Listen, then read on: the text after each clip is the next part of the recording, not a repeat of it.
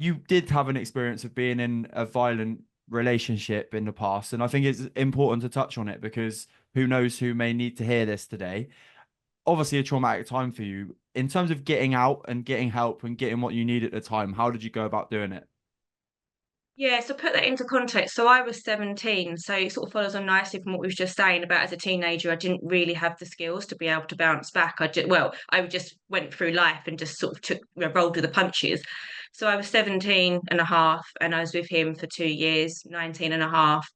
And a lot of the narratives that I took into my early adulthood was from there. If I one minute he would tell me I'm beautiful, next minute he would tell me I was lucky to be alive. It was very, very extremes of you're fat, you're ugly, you're lucky that you've got me, no one wants you, them sort of narratives that it was quite high levels of emotional abuse, with some physical abuse in that as well. And I apologize if people are listening that triggers, but equally I don't because I think it's good to talk about it, that it can happen to any of us. Um, and even when he was calling me fat, that's when I started to try and lose weight. And even that wasn't good enough because I Mhm. then got called other names instead. So it was really hard to get out of. And even when no one knew what was going on because anything physical happened behind closed doors.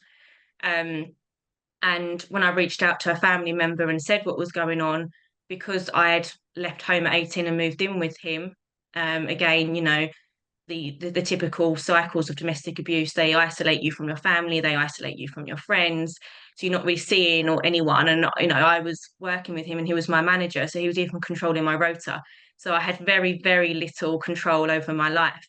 Um, and I reached out to one family member and she said to me, well, you've got a place with him now, you need to try and make it work. So even then it kind of validated what was going on. So it took a while to get out of. And it wasn't until an old best friend from school but got back in touch with me and realized that something was wrong beyond what I was saying, that he actually helped me out of it.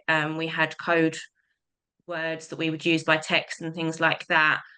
So him validating again, and I use the word validate quite a lot because I think validating people's feelings, validating people's realities is really important, even if you then challenge it afterwards.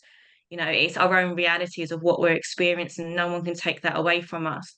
So he sort of validated those feelings and experiences and was my safe person. But alongside that, I started my social work degree. So I wasn't as isolated as I was. I think one thing that he didn't take from me was my thirst for knowledge and wanting to learn. And I still went to university, albeit locally. Um, and as well as being around people more again, obviously social work degree, obvious but maybe not obvious to some, you're learning about these things, you're learning about abuse, you're learning about safeguarding and everything else. And I was a quote unquote clever girl. I kind of knew what was right from wrong, but it again, my self worth was so low. So I think those two things combined really helped me get out of it, and leave. But it took a long while for it to completely go. In terms of harassment, in terms of the flat that we got was actually bought, so we had to sell it. It wasn't anything quick to get rid of. Um, Looking back, I probably had a hell of a resilience. It was just keep going. I didn't necessarily have the insight to what was going on as such. I just knew that I had the strength just to keep pushing through, really, to get out the other side.